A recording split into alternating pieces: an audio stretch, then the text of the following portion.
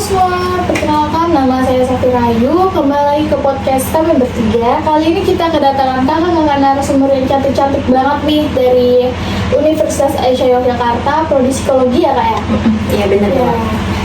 Kenapa sih kita ngundang kakak-kakak cantik-cantik ini ke podcast kita? Jadi kita tuh bakal ngebahas tentang apa sih itu gangguan kesehatan mental ya kak ya? Iya.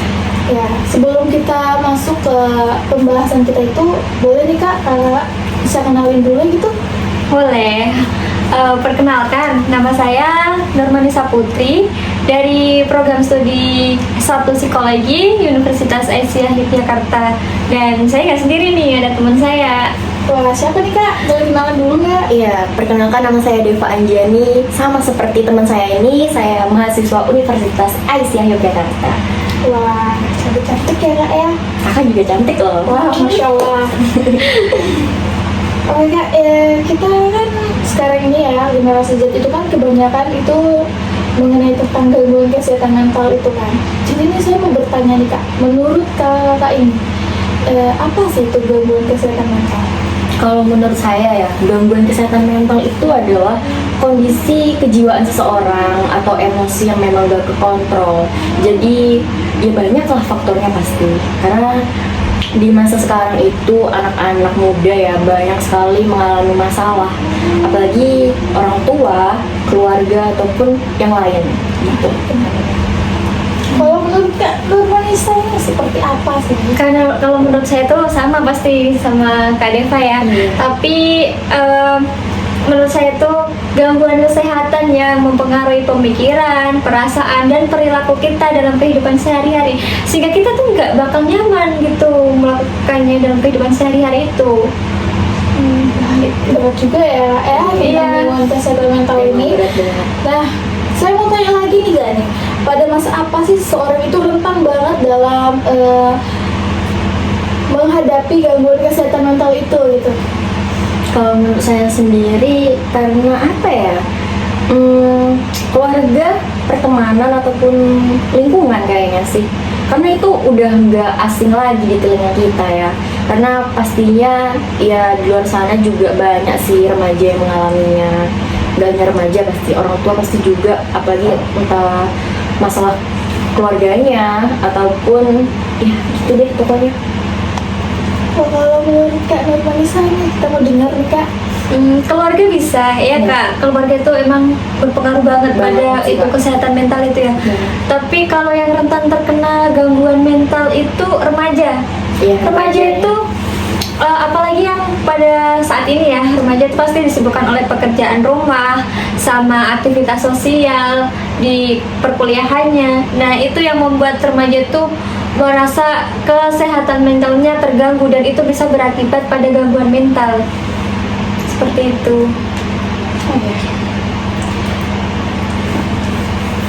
Nah Kak, ini kan di generasi Z ini kan kebanyakan banget ya gangguan kesehatan mental itu terkena kepada apa nih? Kesehatan mental kak? Gangguan kesehatan mental yang maksudnya tuh kayak terkena kepada seorang remaja gitu kan, remaja muda gitu kan. Nah, Iya. ada nggak sih contoh kasus yang kakak ambil gitu dari yang lagi viral-viralnya mungkin? Atau mungkin dari pengalaman pribadi kakak gitu? Iya, kalau saya mengambil dari pengalaman pribadi saya sendiri ya Wah, kak. ini pengalaman pribadi ya. Menarik ini, Iya. bisa Menarik ini ya. Tapi pasti nggak semua saya bocorkan lah di sini Oh, ya. iya. Itu cuma beberapa saja. Jadi kalau menurut pengalaman saya sendiri sih, saya sudah mengalami gangguan kesehatan mental ini tuh dari kecil kak. Dari kecil banget. Dari saya SD malahan. Sampai saya SMA itu sebenarnya saya masih belum menerima, tapi ya mau gimana lagi? Ini memang mungkin udah takdir saya. Jadi yaudah, solusinya saya jalanin aja, ambil positifnya, ambil hikmahnya pastinya. Jadi sampai sekarang saya akhirnya mau melanjutkan ke jenjang yang lebih tinggi atau maksudnya kayak perguruan gitu. Jadi makanya saya masuk psikologi Unisa ini. Oke Kak, nih saya mau tanya lagi nih Kak. Iya. Kakak kan nih udah kena gangguan kesehatan mental dari kecil ya? Iya benar. Cara kakak berdamai dengan diri kakak itu gimana sih Kak? Mungkin bisa dibagi tipsnya ke teman-teman gitu. Oke teman-teman, jadi caranya itu sebenarnya kayak yaudah kita ikhlas aja sama yang udah lalu atau yang udah terlewat lah intinya ya, udah masa lalu itu juga udah berapa tahun Kak. Nah, Iya. jadi kayak ambil positifnya tuh kayak kita ini masih muda, jadi masa kita tuh masih panjang untuk kedepannya. Jadi kayak kita tuh udah nggak usah mikirkan itu, kita tuh jalan ke jalan kita sendiri. Kayak kita tuh bakal ngapain sih, kita tuh mau ngapain sih di dunia ini, kita pasti dilahirkan tuh nggak untuk bersedih aja kan, apalagi karena faktor orang tua, keluarga yang bercerai atau apapun itu gitu. Jadi caranya itu kita memang harus berdamai sama diri sendiri, dan kalau kita punya masalah kita jangan sendiri sih Kak, harus ada temen Oh iya. gitu. Mbak. Nah kalau dari Kak Nurmanisa nih, contoh kasusnya mungkin yang lagi viral mungkin. Kalau saya ngambil kasus yang tentunya itu kan, yang remaja saat ini iya. bunuh diri itu. Oh iya, yang mana satu nih Kak? Kan banyak banget ya yang lagi viral tuh yang kasus bunuh diri ya sekarang. Nah, saya mengambil kasusnya tuh dari mahasiswa Universitas Airlangga. Kalian tahu kan itu? Oh iya, tahu tahu banget. banget. Nah, itu yang tentang dia itu mengambil jurusan tidak sesuai dengan keinginannya. Jadi itu dia tuh awalnya itu pengen mengambil minat jurusannya, tapi ternyata orang tuanya tidak setuju dengan keinginannya. Akhirnya dia itu ya udah terpaksa dia ngambil jurusan itu. Lalu dia ya terus mengambil, gimana namanya juga orang tua kan. Berarti dia itu tetap saja menjalani itu. Jadi kayak maksudnya tuh kayak dia terpaksa ngambil jurusan yang orang tuanya mau ya Kak, padahal Iya. dia nggak mau ngambil itu. Tapi dia tetap menjalani itu. Oh tetap. Tapi dalam keadaan terpaksa, itu yang membuat jadi mereka jadi berat banget gitu ya Kak, Pastinya. pikirannya. tekanan batinnya kan. Terus lalu mereka sampai si mahasiswa ini nggak kuat dengan beban yang dia butuhkan, itu yang dia rasakan. Akhirnya ya itu terjadi hal yang nggak sebaiknya dilakukan gitu. Wah, betul juga ya. Jadi teman-teman kalau misalnya mau kuliah, carilah jurusan yang kalian impikan, atau enggak diskusi bareng keluarga kalian gitu. Dan yakinkan lah itu ke orang tua. Orang tua. Jangan Benar sampai sekali. kayak ya kasus yang udah terjadi lah pada saat ini ya, sampai bunuh diri ataupun ya gitu lah, Kak. Solusi bunuh diri itu bukan jalan. Iya benar Bukan banget. solusinya. Itu bukan solusi. Itu bukan solusi. Aku ada tips nih Kak, kalau kita misal itu jurusan kita tidak sesuai dengan keinginan orang tua. Nah, Gimana tuh, Kak? jadi buat kalian yang ingin ngambil jurusan tapi tidak sesuai dengan keinginan orang tua, kalian tuh kalau bisa mengambil hati orang tua. Kita layani sebaik mungkin, kita Oh, iya, perlakukan benar sebaik banget. mungkin, seperti itu kan. Kita terus kita juga Mengambil hatinya lah ya. mengambil hatinya, kita doa yang baik-baik lewat jalur langit lah juga. Iya. Terus kita ya intinya kita perlakukan orang tua dengan baik, itulah kita mengambil hatinya. Terus lama kelamaan mungkin orang tua bakal luluh gitu kan. Jadi kita itu jangan ambil mentah-mentah apa yang disampaikan orang tua. Kita juga lihat baik buruknya, terus dampaknya yang kita lakukan nanti itu seperti apa gitu.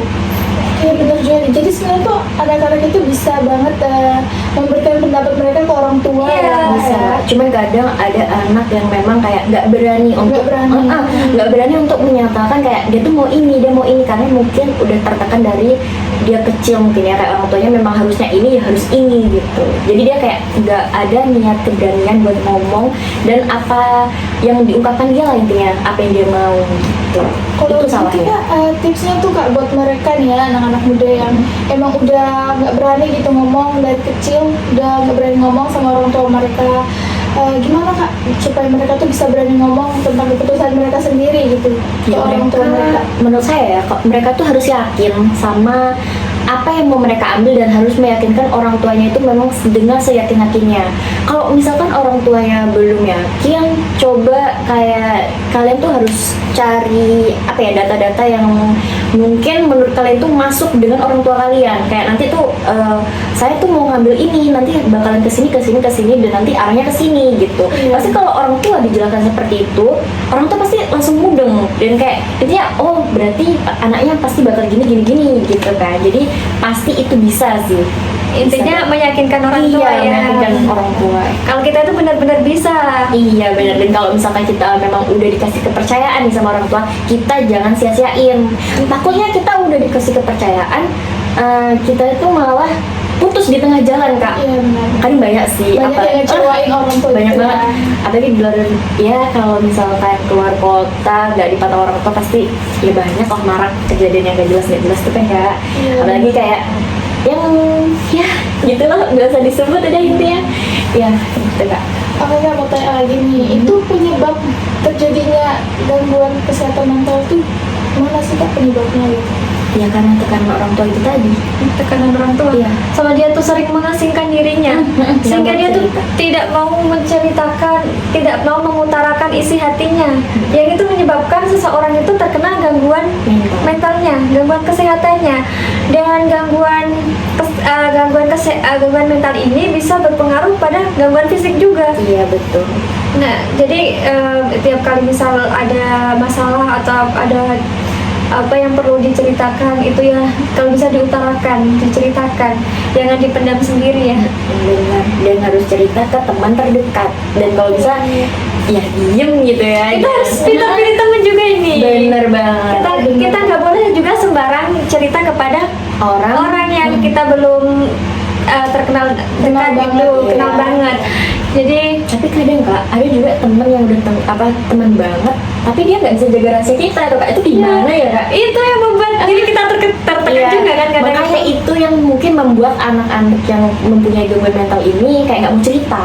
Jadi karena iya, itu benar kak. juga, iya. Jadi kalian kalau misalkan udah Gampang dikasih ya, Kak? kepercayaan sama teman-teman kalian tuh ya udah diem aja kayak Sulit jaga aja. mempercayai orang itu ya Iya kak. benar.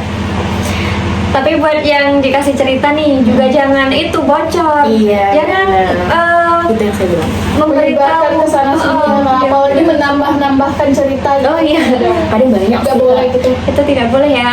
Iya, gitu. Nah kan nih dari tadi nih, kayak cerita tentang gangguan kesehatan mental kepada orang tua, kepada anaknya gitu kan. Ini kalau misalnya gangguan kesehatan mental yang di lingkungan sekolah, keluarga, sekolah gitu kan, di lingkungan perkuliahan itu gimana sih kak? Oh mungkin emang sih di perkuliahan tuh pasti banyak Banyak yang namanya ya, iya. circle Iya. gitu ya. Jadi udah nggak asing gitu. Iya, jadi kalian itu harus pandai memilih circle dalam itu juga bisa menjaga batin kita.